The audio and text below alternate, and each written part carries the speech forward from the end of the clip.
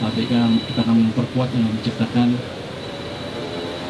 tempat bermain yang lebih fair untuk semuanya, kira-kira begitu. Artinya ke depan akan diberdayakan ya Pak Menteri? Akan diberdayakan, tapi habis diberdayakan harus bayar pajak, kalau nggak saya sikat, saya nggak ada ampun ya. Ya Bu Menteri, saya Dewi dari CTV Pak Menteri. Ya, saya Dewi dari CTV Pak Menteri. Tadi di awal kan bertemu dengan sejumlah kepala daerah Pak Menteri, apa yang didiskusikan dan ada informasi ada pengurangan dana transfer. Itu seperti apa, kan itu akan pasti berdampak pada ekonomi di daerah Pak Menteri. Padahal kan Pak Menteri ini lagi giat-giatnya bagaimana mendongkrak ekonomi gitu Pak Menteri. Kenapa kok malah terjadi pengurangan dana transfer? Kedua, Pak Menteri, di belakang ini kan ada sejumlah barang bukti. Salah satunya rokok ilegal.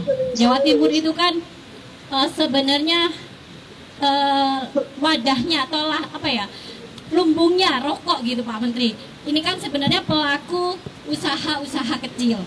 Tapi mereka itu selalu mengeluhkan kesulitan dalam mendapatkan cukai, malah ditangkepi. Padahal kan ini kan potensi luar biasa yang kenapa tidak dilakukan pembinaan dan juga diresmikan, kan ini bisa menjadi pemasukan yang luar biasa untuk negara. Tapi kenapa malah mengambil tindakan yang dimusnahkan, bukan dibina, dibinasakan bukan dibina gitu Pak Menteri. Baik. Pak Menteri sementara. Anda mau ceramah sendiri, saya dengar terus.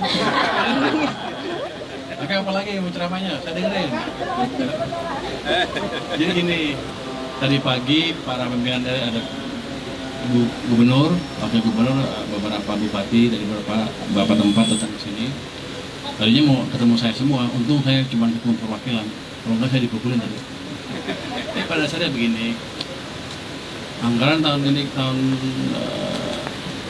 depan kan dipotong, tahun ini sudah dipotong juga kan. Jadi mereka protes sama dengan Anda. Anda kayaknya udah sama deh cara berpikirnya dengan bupati atau gubernur. Kenapa dipotong? Kami nggak bisa bergerak kira-kira gitu. Tapi alasan motornya itu utamanya dulu karena banyak penyelewengan. Artinya nggak semua uang yang dipakai dengan betul. Jadi itu yang membuat pusat agak, bukan saya ya, pemimpin itu agak gerah dengan itu, ingin mengoptimalkan. Jadi sebetulnya kalau uang yang di daerah bertambah, jadi kan di transfernya kan turun 200 ya, tapi program-program untuk daerah naik dari 900 ke 1.300 triliun, tambah lebih banyak. Jadi kita ingin melihat yang lebih kinerja uang yang lebih efektif. Tapi tentunya nggak bisa tiba-tiba kan. Makanya untuk tahun 2026 nanti itu kan tadinya APBN-nya berapa, kami tambah lagi dengan 43 triliun dalam daerah. Saya pikir untuk sementara sudah cukup itu. Nanti kita lihat ke depan seperti apa. Kalau dalam triwulan pertama, kedua tahun depan ekonominya membaik dan uang saya lebih banyak daripada sebelumnya, mungkin sebagian saya akan transfer lagi ke daerah. Jadi ekonomi di daerah sebetulnya uangnya nggak berkurang, malah ditambah secara net ya. Tapi kan biasa daerah kan pemerintah pengen jalanin sendiri.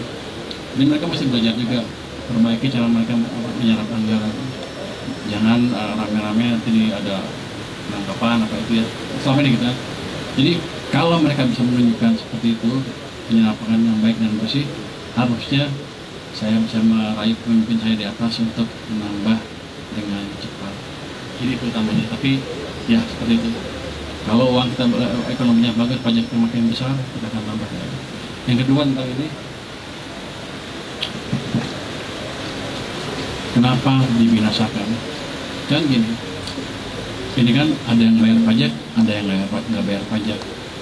Kalau yang bayar pajak diadukan dengan yang nggak bayar cukai ya mereka rugi dong.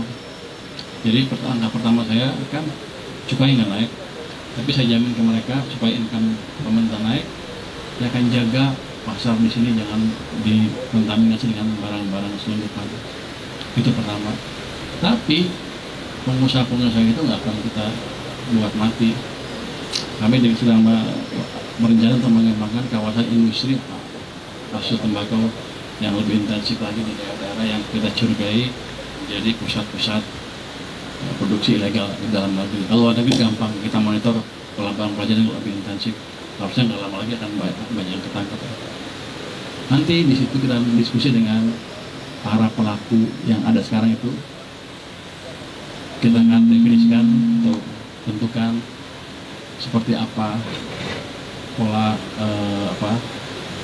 tarif yang pas untuk mereka. Dan pembinaan otomatis juga ya, HP itu langsung pembinaan di situ. Tapi yang jelas kita tidak bertujuan menghancurkan industri rokok bermasyarakat ilegal, tapi kan kita akan memperkuat yang menciptakan tempat bermain yang lebih fair untuk semuanya, kira-kira begitu. Artinya ke depan akan diberdayakan ya Pak Menteri? Akan diberdayakan, tapi habis diberdayakan harus bayar pajak, kalau enggak saya sikat, saya nggak ada ampun ya. Baik, selanjutnya silakan. Bapak mau pilih yang mana, izin? Ya, aja. Siap. Terima kasih Pak, saya Hana dari Tempo. Tempo Jakarta tuh ya. Kami mau menanyakan apakah ada evaluasi dari kucuran dana Bank Himbara yang 200 triliun itu. Terima kasih. Saya kan waktu beberapa hari yang lalu ke BNI ya, untuk melihat bagaimana sih cara mereka menggunakan dana itu. Sebetulnya itu urusan mereka sendiri. Yang saya jaga adalah jangan sampai uangnya dipakai untuk membeli dolar, jika saya memberikan uang untuk memancarkan rupiah. Saya tanya ke mereka bilang apa enggak, ternyata untungnya enggak. Tapi itu saya cek lagi. Saya akan cek lagi Bank Himbara yang seperti itu. Tapi perkara bagaimana mereka menyalurkannya, itu saya serahkan ke mereka, karena mereka lebih ahli dalam deteksi dan menghitung proyek-proyek yang menguntungkan atau berprospek itu.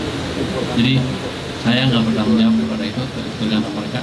Saya hanya seperti deposan atau nasabah bank yang mereka gitu.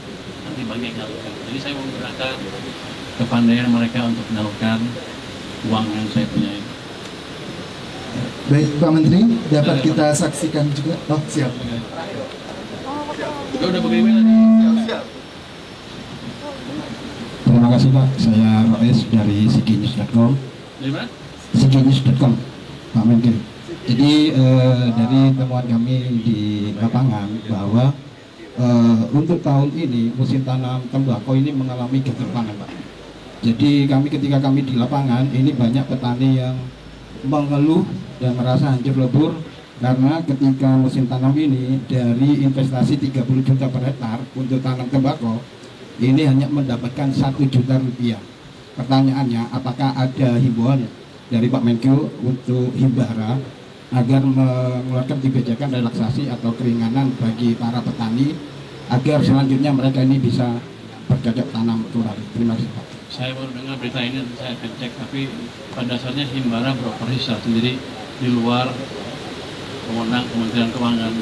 Kalau itu kan bukan Himbara, pemerintah yang masuk kalau itu. Tapi ini kita lihat lagi nanti. Mana betul, tetangga Anda jangan-jangan yang gagal atau saya baru dengar sekarang nih berita ini. Oke, nanti kita lanjut. Terima kasih.